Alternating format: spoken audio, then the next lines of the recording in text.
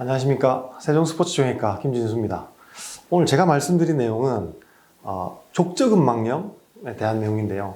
사실 저희들이 발이 아프면 족저근막염 이런 진단들을 굉장히 많이 받게 됩니다. 근데 이제 족저근막염이라고 하는 것들은 굉장히 발이 아픈 것들의 일부만이 족저근막염이거든요. 그래서 제가 오늘 좀 발이 아픈 이유, 왜 도대체 내 발이 아픈지에 대한 것들을 알려드리도록 하겠습니다. 족저근막염 이렇게 부르면 발바닥이 아프다 이렇게 해서 꼭 동의어처럼 이야기를 하는데, 실제 족저근막염이라고 하는 것들은 이 뒤꿈치에 부착하는 족저근막 자체가 아픈 것들만을 족저근막염이라고 합니다. 지금 여기 사진에 보면 약간 이런 형광색으로 칠해진 부분, 요 띠가 아픈 것들이 족저근막염이 되는 거거든요.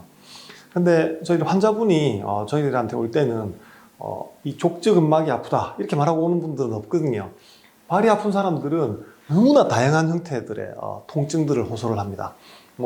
아프다, 첫발 디딜 때 아프다. 이게 이제 족보같이 그렇죠, 그죠? 족저근막염은 아침 첫발 디딜 때 아파요. 이런 것도 좀 족보 같은 느낌인데, 시리다고 하거나, 화끈거리거나, 따끔거리거나, 쩌릿쩌릿해요.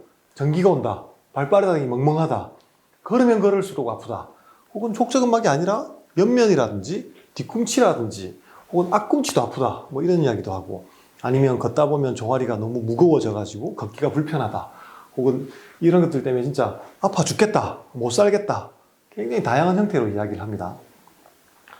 그래서 이제 저희들이 족저근막염을 이제 진단하는 데 있어서 키포인트는 아까 이야기 드렸던 통증이 있고 아침에 첫발 디딜 때 아픈 건데, 우리가 이제 꼭 이 질문들을 계속 하지만 환자분들은 저는 족저근막염이에요 라고 이렇게 발이 그렇게 아파요 라고 말하지만 우리는 실수를 하는 경우들이 굉장히 많습니다. 그래서 우리가 이제 이런 일들이 많으니까 저희들 족부정형외과 의사들이 이런 여러 가지 카테고리를 분류를 했습니다. 우리가 영어로 지금 써져 있는데, 이 족저근막염이라고 하는 것들을 이제는 뒤꿈치 통증 증후군으로 부르자라고 이야기를 하고 있거든요. 그래서 힐페인 신드롬, 뒤꿈치 통증 증후군으로 부르자라고 이렇게 얘기를 합니다. 이유는 이 족저근막염이라고 하는 부분들이 이제 상당히 차지하지만 그 다른 원인들, 신경학적인 거, 그리고 관절염에 의한 것들, 그리고 외상에 의한 것들, 그리고 여러 가지 다른 원인들이 있기 때문에 발 아픈 거를 족저근막염이라고만 부르지 말자. 그래서 이제 우리가 이제 진짜 족저근막염이 되려고 하면 눌러서 아파야 돼요. 아까 지금 제가 보여드렸던 그 위치 기억나시죠, 그죠? 그래서 족저근막염이 생겼다면 족저근막이 아프겠죠. 그래서 족저근막이 특히 뒤꿈치에 부착하는 부위가 보통은 가장 많이 아픕니다. 그리고 일부 족저근막이 뻗어가서 발바닥에 붙는 부착 부위, 이런 부위들도 아플 수가 있어요. 그래서 저희들이 직접 눌러봤을 때 거기에 압통, 통증이 있으면 실제 족저근막염일 가능성이 좀 더 높게 됩니다. 그리고 이런 것들이 생긴 원인이 진짜 많이 걸어가지고, 혹은 평소에 운동을 하지 않던 사람들이 갑자기 걷기 시작했다든지, 혹은 운동 같은 것들을 하면서 떨어지거나 해서 충격이 갔다든지 하는 그런 기계적으로 진짜 족저근막에 자극이 간 그런 스토리가 있어야지 족저근막염이 될 수가 있습니다. 가만히 있다가 책상에 한 1시간 정도 앉아 있다가, 혹은 잠을 자고 일어났을 때 뒤꿈치가 땅바닥에 딱 닿는 그 순간이 통증이 가장 심하거든요. 그래서 그런 것들이 이제 족저근막염의 어떤 전형적인 증상들이 될 겁니다. 그래서 이제 이런 족저근막염들이 있으면 아까도 말했지만 족저근막에 염증 반응 같은 것들이 생겨서 실제로 초음파를 보면 족저근막이 두꺼워져 있거나, 아니면 MRI 같은 것들을 촬영해 보면 뒤꿈치에 멍이 들어 있거나 족저근막이 조금 찢어져 있거나, 혹은 지방체에 이렇게 부종들이 있는 것들을 확인을 할 수가 있습니다. 그러니까 이런 것들이 진짜 족저근막염, 진성 족저근막염이라고 부를 수가 있겠죠. 그러면 족저근막염은 우리가 흔하게 치료하는 방식들, 아킬레스를 스트레칭 해주는 것들, 이런 것들이 가장 중요하고, 소염제라든지, 혹은 급성기가 조금 지났을 때는 체외 충격파 같은 것들을 시행할 수 있고, 이게 자꾸 반복하면 깔창을 깔아가지고 압력 변화를 주는 이런 것들이 치료가 됩니다. 그리고 염증 반응이 진짜 너무 심한 경우에는 저희들이 뼈주사 같은 것들을 어쩔 수 없는 경우에는 한 번씩 사용할 수도 있습니다. 그래서 이렇게 치료를 하면 족저근막염은 정말 잘 낫는 병이에요. 그래서 보통 이런 80% 정도가 이런 잘 낫고 혹은 저절로 또 나아버리는 그런 것들이 족저근막염 이렇게 부를 수가 있습니다. 근데 우리가 사실 오늘 좀 이야기하고 싶은 것들은 이 족저근막염 잘 낫는 거를 얘기하고 싶은 게 아니죠. 왜 도대체 내 발 통증 혹은 뒤꿈치 통증이 낫지 않는가, 혹은 족저근막염 이외에 다른 병들이 어떤 게 있는가, 뭐 그런 것들이 궁금한 거죠. 그래서 우리가 보통은 족저근막염을 한 3개월 정도 치료했음에도 불구하고 잘 낫지 않는 것들을 제목이 바뀝니다. 낫지 않는 족저근막염. 영어로는 뭐 intractable heel pain syndrome 이렇게 부르게 됩니다. 3개월이 지나도 이런 치료가 낫지 않으면 진짜 족저근막염인지 아니면 족저근막 근처에 통증을 일으키는 다른 질환이 있는 건지 이런 것들을 감별을 해줘야 됩니다. 우선은 신경학적인 증상들입니다. 보통 뭐 발이 아프다, 뭐 종아리가 아프다 이런 얘기하면 허리 디스크가 있어서 그래요. 뭐 이런 설명들 많이 들었을 겁니다. 뭐 실제로 허리 5번, 척추 1번 이런 곳에 허리 디스크가 있으면 뒤꿈치라든지 발바닥에 저림감들이 생기기 시작합니다. 그래서 이런 허리 디스크가 진짜 원인일 수도 있고 일부 뭐 터널 증후군, 뭐 발목의 안쪽에 있는 이런 경골신경들, 족저신경들이 좀 눌리면서 발바닥이 저려오는 이런 신경학적인 것들이 있을 수가 있고, 나이가 좀 많이 드시거나 혹은 당뇨가 있거나 혈압이 있거나 이런 지병들이 있으신 분들이 좀 오래됐을 때 말초신경염 같은 것들도 잘 생길 수가 있습니다. 그리고 이제 뭐 혹은 발목을 삐어가지고 삐끗했는데 뭐 뒤꿈치가 뭐 시큰거리고 저리다든지, 혹은 그 신경들이 내려가는 백스터너브나 복제신경이나 이런 신경들이 내려가는 부분을 다쳐가지고 생기는 신경염들도 발생을 할 수가 있습니다. 근데 이런 경우들은 이제 뭐 이야기를 조금 더 족저근막염과는 좀 다른 이야기들을 합니다.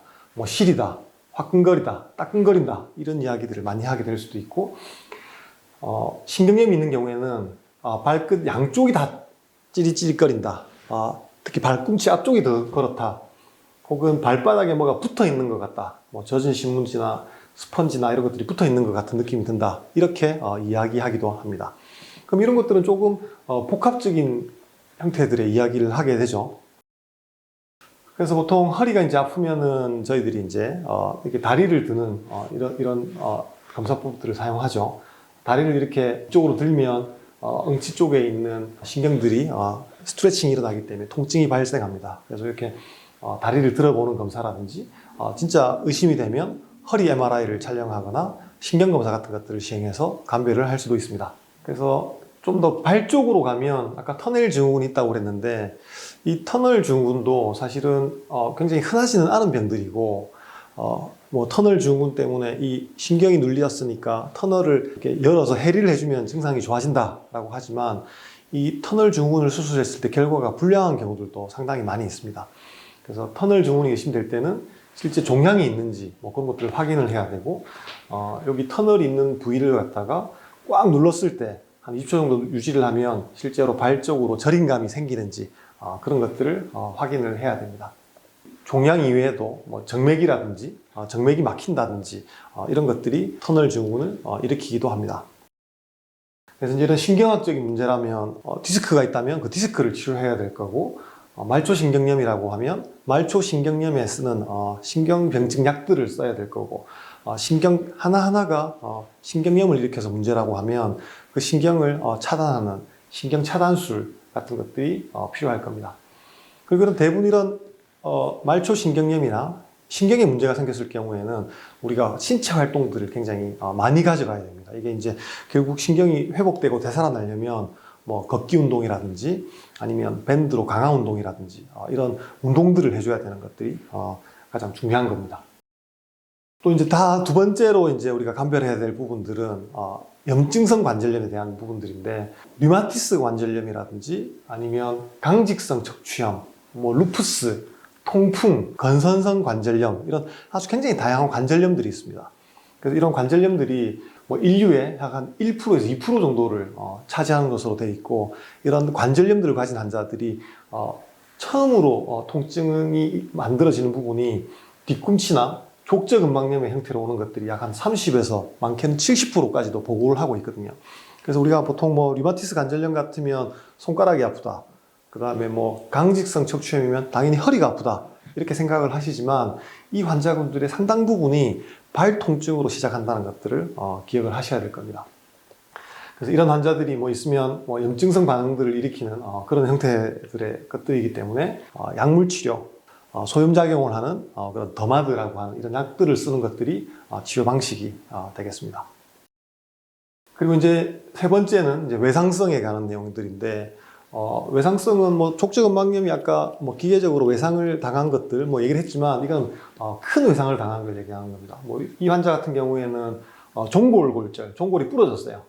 그래서 종골이 좀 단축이 일어나는 바람에 아킬레스의 길이가 단축이 일어나서 뒤꿈치 통증이 생긴 그런 환자분인데, 이 외에도 뭐 운동을 많이 하는 친구들한테서는 피로골절, 엑스레이도 보이지 않는데 뒤꿈치가 아파서 우리가 MRI를 찍어 보니까 엑스레이 보이지 않았던 이런 골절 라인들이 나타나는 이런 형태들, 그래서 피로골절 같은 것도 감별을 해줘야 될 겁니다. 그리고 이제 네 번째 아까 나왔던 그 외 다른 문제들에 대한 것들을 좀 보면, 실제로 뭐 발 뒤꿈치에 이런 종양이 생겨가지고 지금 아팠던 이런 경우들도 있고, 사실은 골수염이 와가지고 이렇게 뭐 당뇨가 있어가지고 당뇨병성 궤양 같은 것들이 와가지고 염증을 일으키면서 아픈 이런 경우들도 저희들이 확인을 해봐야 될 겁니다. 이런 염증성 혹은 감염에 의한 것들은 피부의 색깔들이 이렇게 변화가 있거나 만져보면 실제로 따뜻하거나 이런 형태들의 것들이 있기 때문에 우리가 그것들을 의심할 수가 있습니다. 그리고 이제 오늘 사실 조금 더 강조하고 싶은 내용은 이 혈관에 대한 내용들입니다. 저희들이 뒤꿈치로 내려가는 혈관들에 문제가 생기는 경우가 많거든요. 왜냐하면 그 혈관들이 우리가 심장에서부터 쭉 내려와서 결국 발로 가면 가장 얇은 부위가 되는 거예요. 혈관의 두께가 얇은 곳이 되는 거죠. 그러니까 그 부위에 문제가 많이 생깁니다. 당연히 동맥에도 문제가 생길 수 있을 거고 정맥에도 문제가 생길 수가 있죠.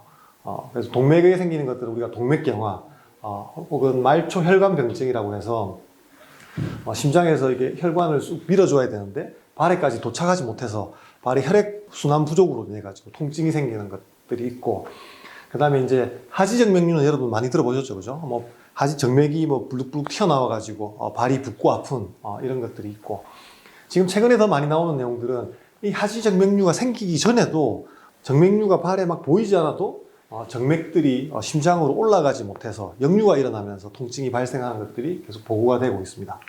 그래서 동맥성으로 되는 환자들은 이렇게 막 발가락이 썩기도 하고 피가 안 통해가지고 색깔이 변화가 있기도 합니다.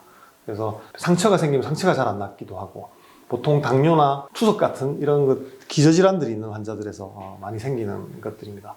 그래서 이제 뭐 발등 맥박을 만져보면 발등 맥박이 잘 만져지지 않는 경우도 있습니다. 그래서 저희들이 이렇게 CT 엔지오라고 해서 혈관 같은 것들을 촬영하면 혈관들이 이렇게 동맥들이 막혀 있는 것들을 확인할 수가 있죠. 특히 증상이 딱 10분 걸으면 저는 도저히 걸을 수가 없다, 혹은 뭐 20분 딱 걸으면 걸을 수가 없다, 뭐 이런 식을 이야기합니다. 뭐 파행이라고 하는데 한글이 더 어려운데요. 쉽게 말하면 걷다가 보니까 혈액 공급이 안 돼서 산소가 부족해서 근육들이 아파오기 시작합니다. 그럼 더 이상 걸을 수가 없는 그런 것들을 우리가 동맥성 파행 그렇게 부르기도 합니다. 그래서 하지정맥류는 이제 이렇게 이제 좀 보여드린 건데, 뭐 이렇게 혈관이 이렇게 뭐 핏줄이 막 불룩하게 튀어나오면 하지정맥류가 의심되는 경우들이 많죠. 심하면은 하지정맥류 병원에 가서 하지정맥류를 여러분들이 찾아보고 검사도 하고 치료를 하게 됩니다. 근데 보면 발에도 이렇게 하지정맥류들이 생기는 경우가 있어요. 사실 발까지 내려온 경우는 좀 적은데, 이 발까지 하지정맥류들이 이렇게 생기면 하지정맥류가 굉장히 심한 것들입니다. 이렇게 서 있으면 이렇게 정맥이 생겼다가 또 앉거나 누우면 이런 것들이 싹 사라지기 때문에, 여러분들이 발을 보려고 이렇게 뭐 앉아서 본다든지 하면 이런 것들이 보이지 않아서 사실 하지정맥류를 의심하기가 쉽지가 않은 경우들이 많습니다. 하지정맥류가 진짜 있으면 이게 의심이 가능하지만, 이게 정맥들이 튀어나온 게 보이지 않는 데는 의심하기가 쉽지가 않죠. 그래서 지금 하지정맥류로 가기 전에 정맥부전이라고 하는 이런 단계들, 정맥들이 심장으로 올라가지 못해서 무릎 밑에 발에 이렇게 고여 있어가지고 이런 것들이 통증을 만드는 경우들을 우리가 정맥부전 이렇게 부르는데, 이 빈도가 상당히 높습니다. 제가 이제 뭐 여러 가지 논문들 좀 찾아보니까 그 직업을 가진 사람들한테서 하지정맥류가 혹은 정맥부전으로 증상을 일으키는 경우가 남자가 6%, 여자가 12% 정도를 차지합니다. 평균 40세 정도에서. 그리고 족저근막염은 나이가 평균 47세에서 남자는 뭐 한 7.9%, 여자는 13.1% 정도를 차지하는 정도의 어떤 빈도를 가지고 있습니다. 우리가 정맥부전, 뭐 하지정맥류가 통증을 만든다, 뭐 이런 얘기는 여러분들이 뭐 자주 들어보지는 않으셨겠지만 족저근막염의 빈도만큼 이런 정맥부전의 빈도가 있다는 겁니다. 그러면 제가 환자들을 볼 때는 거의 한 명 한 명 정도가 제 외래를 찾을 수 있다, 그런 의미가 되는 거고, 여러분들도 진단을 받기 전에 뒤꿈치 통증이라든지 발바닥 통증이 있을 때는 이런 여러 가지 질환들 중에서 이런 정맥부전에 의한 것들로 통증이 생길 수 있다라고 하는 이야기를 드리고 싶습니다. 정맥부전이 있으면 보통 발이 아프다, 종아리가 아프다, 진짜 뭔가 너무 불편해서 잘 못 살겠다, 이런 감성적인 표현을 많이 하게 되고, 그래서 제가 이제 되물어 봐야 돼요. 이게 오래 서 있으면 아픈가? 정맥이 발에 쏠려 있으니까 올라가지 못하고 저리가 돼서 아프다. 그리고 아침에 걸으면 아픈데, 이거는 이제 족저근막염은 딱 딛는 그 순간 아프지만 하지정맥부전에 의한 것들은 좀 걷다 보면 혈액이 점점 내려가서 아래쪽에 쏠리게 되거든요. 그래서 쏠릴 정도의 시간, 그러니까 뭐 화장실을 좀 갔다가 왔다가 하는 잠시 시간 이후에 통증이 발생하면 문제가 될 수 있고, 이제 이렇게 뭐 스파이더 베인 이렇게 부르는데 조그만 이런 실핏줄 같은 것들이 나와 있다든지, 사실 눌러봤을 때는 뭐 아프지 않아. 족저근막염 누르면 아파야 되는데, 그래서 눌러서 아프지 않은 그런 것들.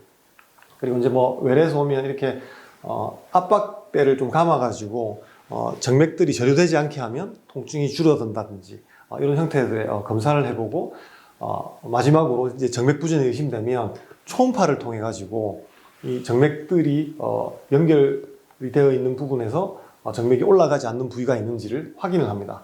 뭐 쉽게 말하면 정맥들이 올라가다가 갑자기 쑥 떨어져 가지고 정맥이 역류하는 이런 형태들을 확인을 하게 되면 저희들이 정맥부전이라고 진단을 하게 되는 겁니다. 저희들이 뭐 검사를 가볍게 할 때 이렇게 핏줄 같은 걸 딱 해보면 정맥이 바로 쑥 다시 이렇게 내려와 버리는 경우고, 얘는 하면 정맥이 안 내려오죠. 그래서 이런 것들은 사실 정상인 겁니다. 근데 우리가 이렇게 쭉 정맥을 밀었다가 뗐는데 쑥 다시 내려와 버리면 저런 것들이 정맥의 밸브가 고장이 나서 그 혈액들이 아래쪽으로 역류하게 되는 형태들을 검사하는 방법인데, 발 쪽에서도 이런 검사 같은 것들을 해서 저희들이 정맥부전을 의심하게 되는 겁니다. 뭐 이제 예를 한 명 들어볼게요. 30세 여자 환자분인데 발목을 삐고 난 다음에 뭐 거의 1년 됐는데 계속 낫지가 않고 이제는 점점점 뒤꿈치랑 발바닥이 아프다라고 하는 걸로 왔습니다. 그래서 이제 환자는 나는 발목을 삐고 난 다음에 이런 통증이 생겼다라고 하니까, 타 병원에서는 이게 이제 발목인대 불안정성이 있다. 발목인대가 조금 얇아져 있고 물이 많이 차 있으니까 발목인대 봉합술이 필요하다. 이런 진단을 받았던 환자입니다. 근데 이 환자가 저희들이 MRI나 이런 것들을 봤을 때 실제로 인대의 형태는 비교적 잘 유지가 되어 있고, 제 손에서도 발목이 많이 빠지지 않아서 초음파, 도플러 검사를 하니까 역시나 정맥부전들이 있었고, 혈관 검사에서도 이상 소견이 있어서 저희들이 혈관 경화 치료를 시행하고 난 다음에 통증이 상당히 좋아진 그런 환자였습니다. 근데 이제 제가 조금 더 이야기하고 싶은 것들은 우리가 족저근막염, 뭐 관절염, 뭐 외상에 의한 거, 동맥, 정맥부전 뭐 이런 것들이 한 가지 병으로만 나한테 오지 않는다는 겁니다. 족저근막염이 있지만 정맥부전이 있을 수도 있고, 족저근막염이 있는데 당뇨에 의해 가지고 말초신경염이 있을 수도 있고, 여러 가지 다양한 병이 겹쳐 있을 수 있거든요. 그걸 저희들이 뭐 더블 크러쉬 신드롬이라고 해서, 더블 두 개잖아요. 두 개가 이제 동시에 이렇게 있는 거다. 그런 병들을 얘기하는 건데, 보통 이거는 신경이 두 군데가 이제 눌려서 하는 것들이지만, 저는 족저근막염이랑 정맥이랑 이렇게 두 개가지가 동시에 있는 이런 환자들을 굉장히 많이 봤고, 뭐 신경의 문제라든지 동맥의 문제라든지, 환자분이 우울증을 가지고 있는 환자들이 뒤꿈치 통증을 많이 가지는 경우도 있고, 혹은 운동 부족에 의해 가지고 이런 것들을 다 같이 만드는 경우들도 있고, 이런 다양한 형태들의 것들을 제가 확인을 좀 했었습니다. 족저근막염 단독으로 치료해야 되는 경우도 있겠지만, 여러 가지 다른 질환들을 동시에 치료해야지 내 발 통증을 해결할 수가 있는 경우가 많습니다. 그래서 이제 막 여러 가지 진단들을 가지고 있는데, 의사들이 뭐 너무 안 나으니까 스테로이드 주사를 놓는다든지, 굉장히 다양한 증상들을 가지고 있지만 한 가지만 치료한다든지 뭐 그런 것들이 있어서 의사들도 좀 더 많은 관심을 가지고 족저근막염, 발 통증에 대한 치료를 시행해야 될 거고, 여러분들도 발이 아프면 족저근막염이다 라고 생각하기보다는 한 20, 30% 정도는 다양한 다른 질환들이 있을 수 있겠다 라고 하는 것들을 명심하시면 되겠습니다. 그래서 저희들이 뒤꿈치 통증을 감별하는 방법들을 오늘 제가 좀 얘기를 좀 드렸고, 진찰 소견들, 진찰을 해서 정확한 소견을 받고 진짜 영상적으로도 뭐 족저근막염인지를 확인받으시고, 그리고 그 적절한 치료를 했을 때도 잘 낫지 않는다면 다른 질환들이 있는 것들, 특히 정맥부전 이런 질환들, 그리고 뭐 말초신경염들, 뭐 이런 질환들, 이런 것들을 좀 더 한번 생각해 보시는 것들이 좋겠습니다. 오늘 준비한 내용은 여기까지고요. 또 다음에도 좋은 내용으로 찾아뵙겠습니다. 감사합니다.